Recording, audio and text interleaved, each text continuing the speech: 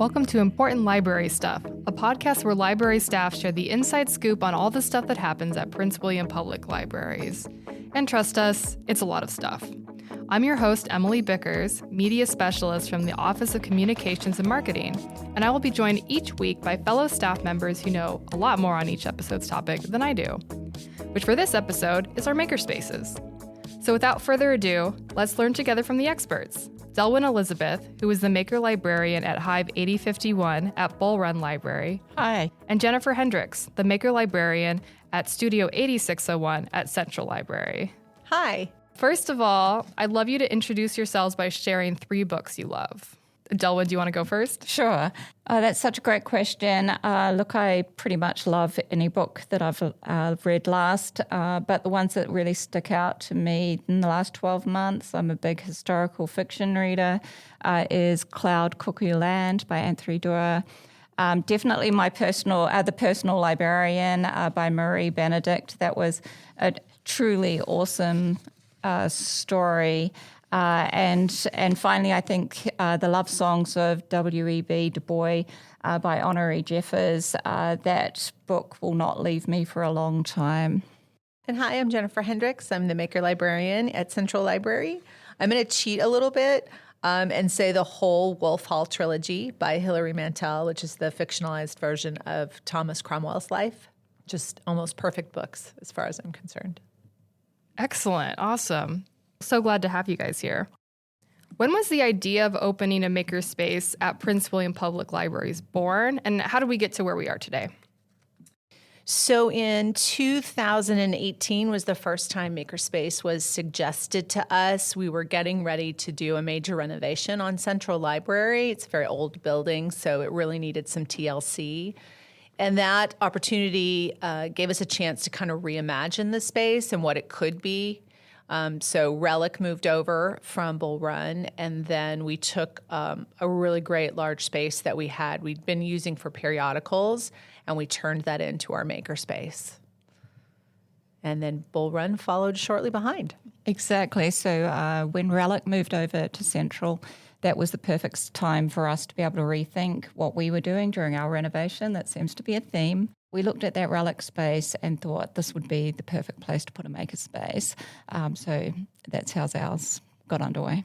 Off the top of your head, which tools in each makerspace do you see get the most use? For sure, the sewing machines at Central. We have 6 Singer sewing machines, and they get a ton of use. The Cricuts are very popular, and lately the Glowforge has been very popular. Lots of people coming in to cut wood and to engrave items. It's really easy to use and really popular. For us, the Cricut machine is one of the most popular tools, very closely followed by the Moxie long arm quilting machine. That's incredibly popular. The sewing machines, we're the same as Central. We use those a lot, both in programming and for people coming in and making appointments. The embroidery machine is so popular, I had to buy a second one. So that surprised me, but it's an amazing machine. And then likewise, the Glowforge is incredibly popular. What would you say is one tool that you think is underused? Why should more people give it a try? I think for Central, it's the Whisper Room. I think people don't really understand how simple it is to use. I think it might be a little intimidating, but it's a full recording studio. Anyone can use it. It's very simple, and we have lots of different levels of software. So very beginners can use MacBook QuickTime, and then those that know a little bit more about recording, we have GarageBand, and we also have Logic Pro software. We've had some great use from other people in the county, other county departments, but I would really like to see more patrons coming in, recording their own stories. And we do have new podcast equipment. So we have podcast equipment for up to 4 people. So I would love to have maybe some young people come in and make their own podcasts like this one. Yeah, that'd be amazing. Yeah, so we just got a new piece of equipment called the AccuQuilt Big Go, which is an electric fabric cutter. So it's a new machine, cuts fabric exclusively, and we have a lot of different die cuts that were donated to us. So that means that you can cut things like the double wedding ring block or the bear paw block, which are really intensive. You do a lot of measuring, a lot of cutting, a lot of opportunities to get the rotary cutter in the wrong place. So this is a terrific way to be able to cut complicated quilts easily. Yeah, those sound excellent. A quick note, if folks are looking to try these tools, which I hope you are, please note that the Makerspace open hours do not match the library's hours. In addition, some of the tools can only be used by appointment only. You can visit our website at pwcva.gov/library, and under the services section of the menu, you'll find a link to the Makerspace page. This page has the current open hours, how to make an appointment, lists the equipment within each Makerspace, and it highlights upcoming programs within the spaces. What exactly can I expect when I swing by during open hours? At Central, we'll have a dedicated staff member, at least one, sometimes two. So there'll always be somebody there to guide you and help you. The other thing we always have are ready-to-go projects. If you just want to come in and make, but you don't have a particular idea, we have half a dozen things we can set you up with, the instructions and the materials, and then we have hands-on help. If you'd like, we have lots of beginning sewing projects, beginning Cricut projects, lots of jewelry making options. So there's always something to do, even if you don't have an idea. The other option would be to come in and learn a piece of equipment. We can often do that during open hours as well. Things happen pretty much the same at Bull Run. When you come in, staff will almost certainly jump up and say hi and ask you about what it is that you'd like to do in the Makerspace, or if you'd just like a tour. I would advise you to take it. Our staff is incredibly enthusiastic about the machine, so on your way around, you'll probably find at least one thing that you'd want to do. Once you get set up, the staff are there ready for you if you need them. We'll leave you alone if you just want to sort of work away on your own project, but please feel free to ask for assistance. We're here to help. And there's usually quite often several makers in the room at a time, so there's a lot of activity, a lot of fun, a lot of chatter. What kind of things should I plan to make an appointment for? For Central, we would ask that you make an appointment for using the Glowforge, the 3D printers, or the sublimation printer. That said, I'm happy to make an appointment for any machine, especially if somebody wants a demonstration or initial instruction. Yeah, same with us. The 3D printer, the Glowforge, and definitely the Moxie.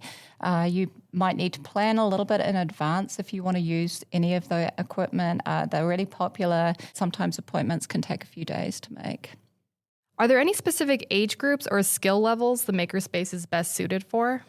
I always tell people that the space is designed for teens and adults. But the really beautiful thing is you don't need to know a thing to come in and start making. Besides tools, which supplies does the Makerspace provide versus which supplies should I plan on bringing with me? Emily, here's what I always tell folks that are new to the Makerspace. If you're here to learn or to practice, we generally have materials for that. We have paper, cardstock, vinyl for the Cricuts. We have tons of fabric that's been donated if you want to learn to sew. Once somebody's decided on a particular project they want to do, we do ask that they bring their own materials. That makes sense. We have a large range of beginner kits for people. So if you want to learn, for example, a Cricut, we have several kits to help you to learn either the everyday iron-on technique or vinyl transfer onto glass. So if you want to come on in and learn equipment, then we can help you to do that. Otherwise, yeah, you want to bring your own stuff. Just before I go, though, but it is good to remember to pop on into the Makerspace and talk about your project before you come in. There's a huge array at the craft store, right, Jennifer? And so there's nothing more irritating to you if you come on in with not quite the right materials. So we can help you out with that. Come in. I've got a lot of examples of what it is that you want to purchase, so you don't get something that you won't be able to use. Oh, cool. So you can help with like creating a shopping list. Absolutely. That's really, really helpful. What would you say is your favorite project you've worked on in the Makerspace when you were testing equipment or anything? So, funnily enough, I was not a particularly crafty person before I moved into this position. So for me, learning each of the machines has been fun, and things that I have made in the process of learning, I've been real proud of. So particularly loom knitting and some frame loom weaving. I've made some things that I think are actually quite lovely, and discovered in the process how simple it is to get started. That's cool. So even if you're not crafty, it's still worth a visit because you might be inspired to try something. Absolutely. Yeah, I've done a lot of craft and am an artist. So this space has just kind of been a playground really for me. My favorite thing to do actually is to work on the displays. Every month we try and have a different display up which showcases all of the different machines that we have. So I love that. I love that we pick a theme and we go crazy with it, and the whole staff joins in. So the Glowforge is new to me. And that's an incredibly exciting tool. Awesome.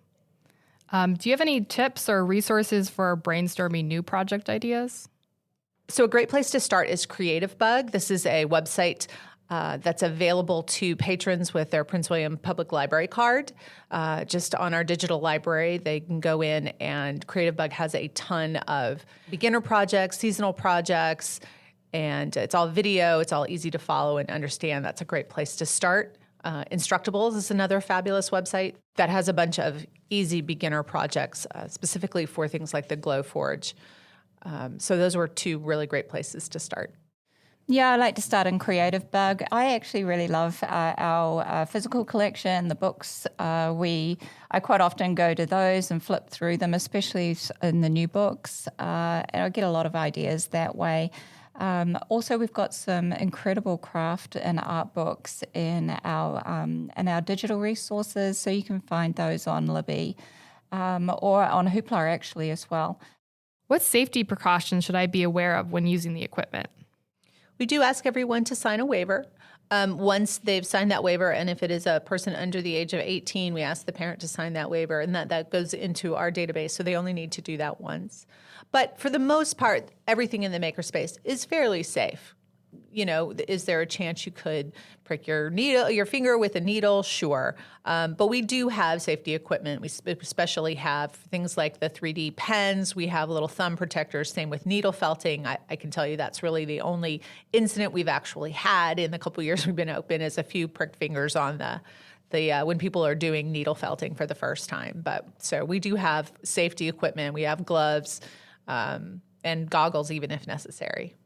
Yeah, that waiver is important. We share the database between us too. So if you sign the waiver over at Central, you don't need to worry about that coming over to Bull Run. Just let us know that you've already signed it. We can look it up.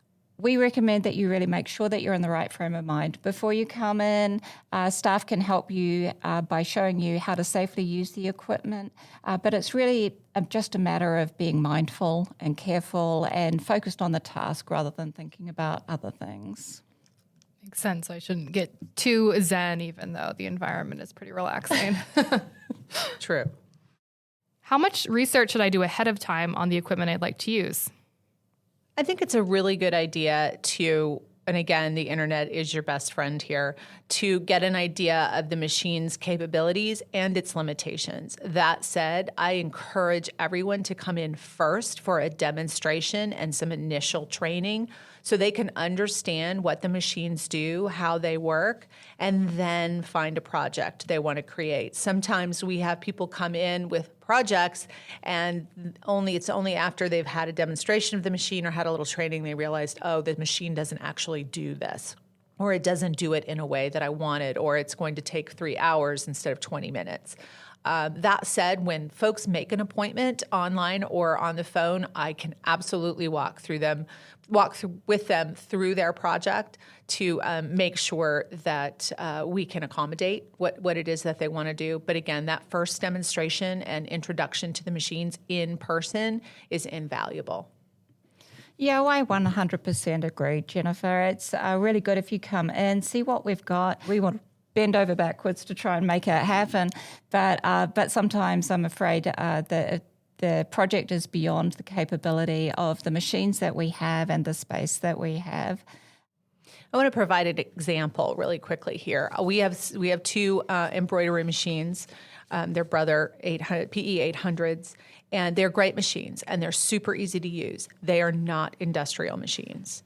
They cannot do 20 or 25 hats in a sitting. They're just not that sturdy.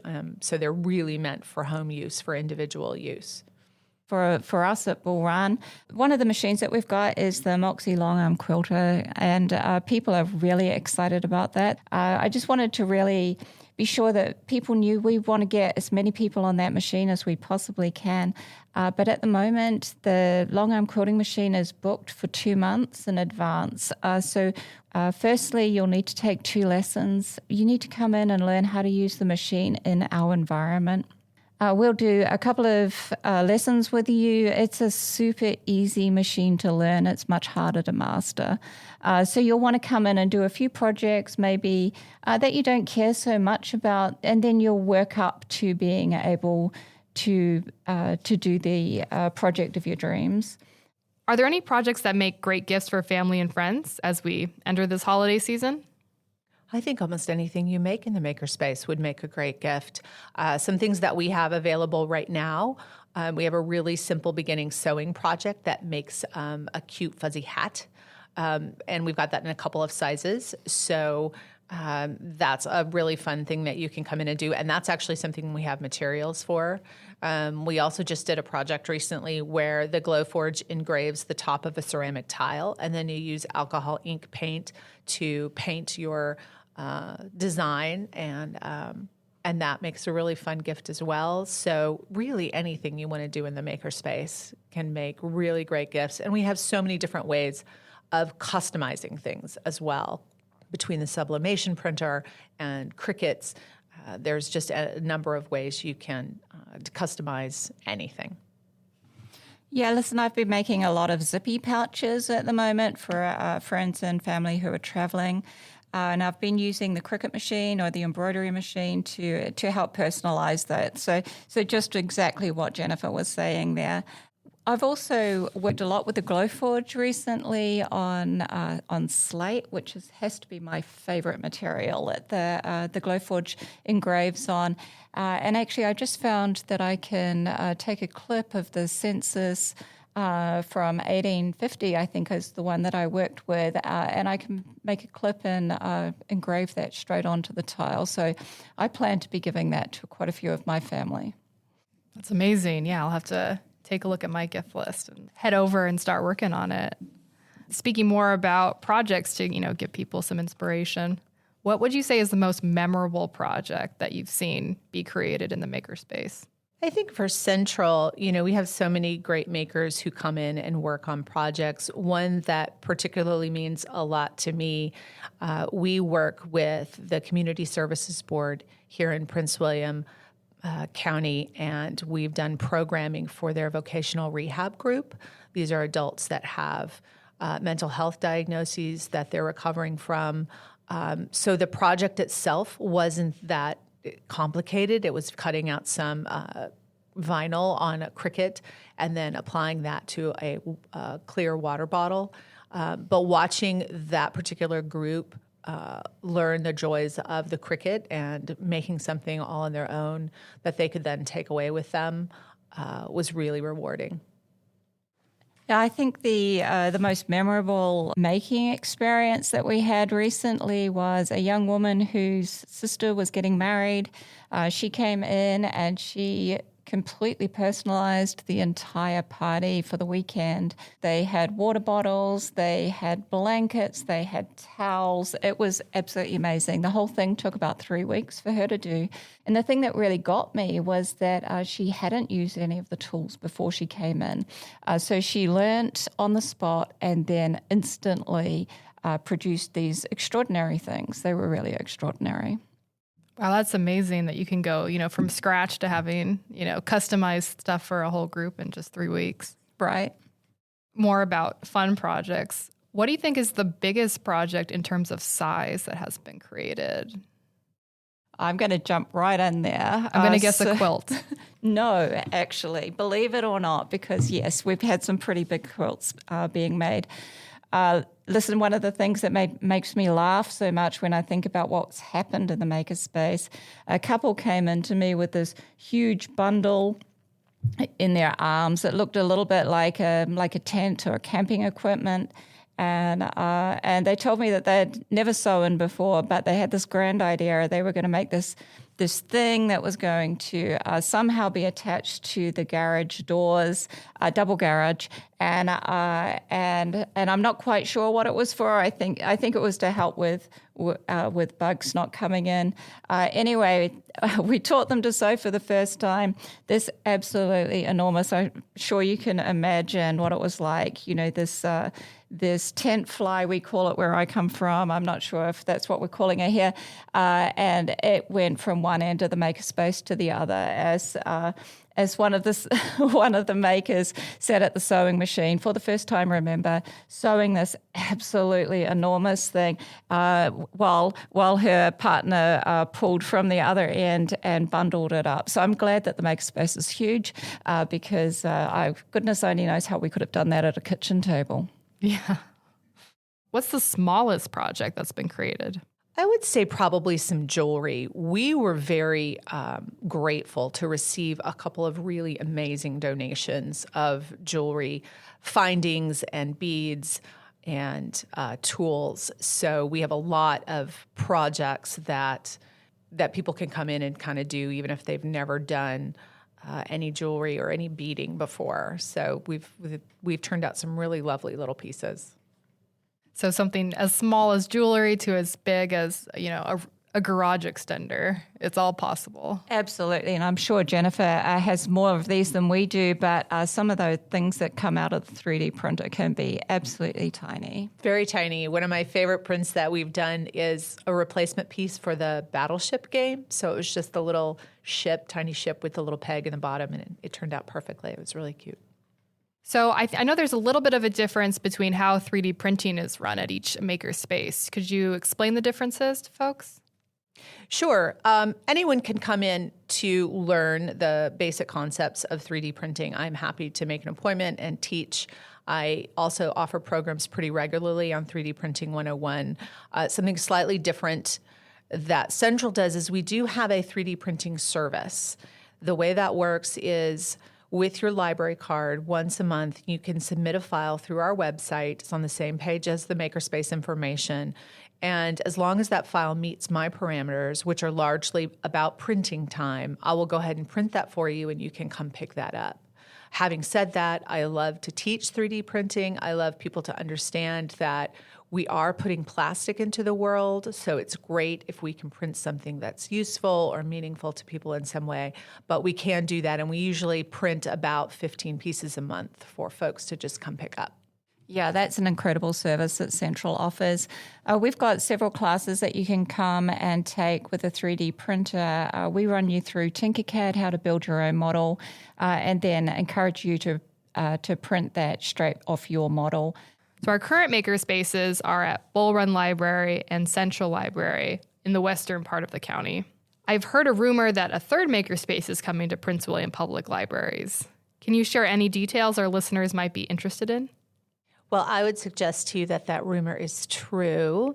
Currently, Chin Park is running a sort of introduction to the concept of makerspaces for this end of the county. If you have a chance, please go into Chin Park, tell them how excited you are, let them know what kinds of activities that you'd like to see in your makerspace. Excellent. Are there any upcoming workshops or events in either makerspace I should know about? Always. We always have programs, and all of that information is available on the website. We are going to be doing a couple of drop-in programs, specifically with the Glowforge in the coming weeks. My tech, Lucy, is going to be doing engraving little cheese boards. It's going to be really cute. And then we'll have kind of a holiday season ornament drop-in during our open hours on Saturday in December. Lots of beginning sewing projects coming up, and I'm also going to be doing a program where it's actually no-sew recycling or upcycling T-shirts. That's really cool. I'll definitely add that to my calendar. Just in time for the holidays. Yes. Yeah, well, we've got a lot going on in the next few months. They've got our embroidery club, and they've just decided actually that they're going to meet every week on a Friday. So they were really enjoying each other's company. We always have the the yarn craft group coming once a month on a Tuesday evening, and we're just about to start ukulele group again. So I'm excited about that. One of the things that I'm really excited about, we've got a leather worker coming. He's going to do a demonstration, and we've got a small project at the end of that for people to work on and take away. But it's just so lovely watching master craftspeople and what they can do with equipment. That sounds awesome. Do you guys have any parting thoughts or tips to anyone who's thinking about coming in for the first time? Please don't be intimidated. As someone who literally started all of this from scratch, it's completely doable. We have amazing staff. My tech Lucy is a brilliant seamstress. We have other staff members that can help with particular activities, anything you want to learn to do, from beginning crochet to using one of the machines, 3D printing, 3D design, creating objects with the Glowforge. It's all super easy. There's always somebody here to help. And just, don't be intimidated. Take the opportunity to remember as an adult what it meant to create and to use your hands to make something. Just come in and give us a try. Allow yourself to be a beginner again. That's the greatest joy of the Makerspace is learning how to start from scratch again. It's a great opportunity to remember what your children are going through when they're learning projects. I think that we're all not quite as patient with ourselves as we could be, and remember what it's like to start at the beginning. So a quick shift of gears to highlight some non-Makerspace events on the horizon. The Adult Writing Contest is open now through November 30th.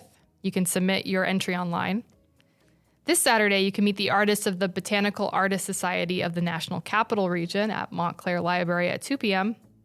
Next Wednesday is America Recycles Day, and Chin Park Library is providing recycling education activities and prizes at 10 a.m.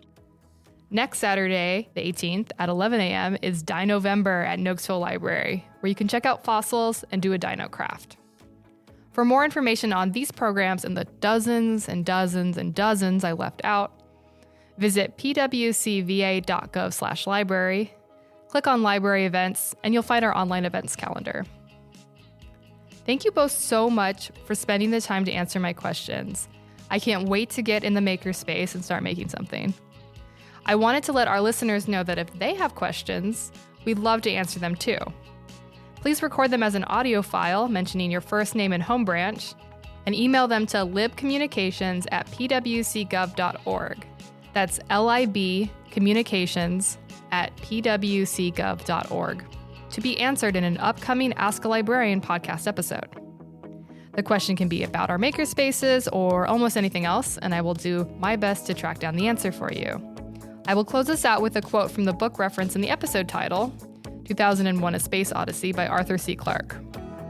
I don't want to insist on it, Dave, but I am incapable of making an error. Thanks for listening, and join us in 2 weeks for the next episode of Important Library Stuff. Thanks, guys. Thank you. Thank you.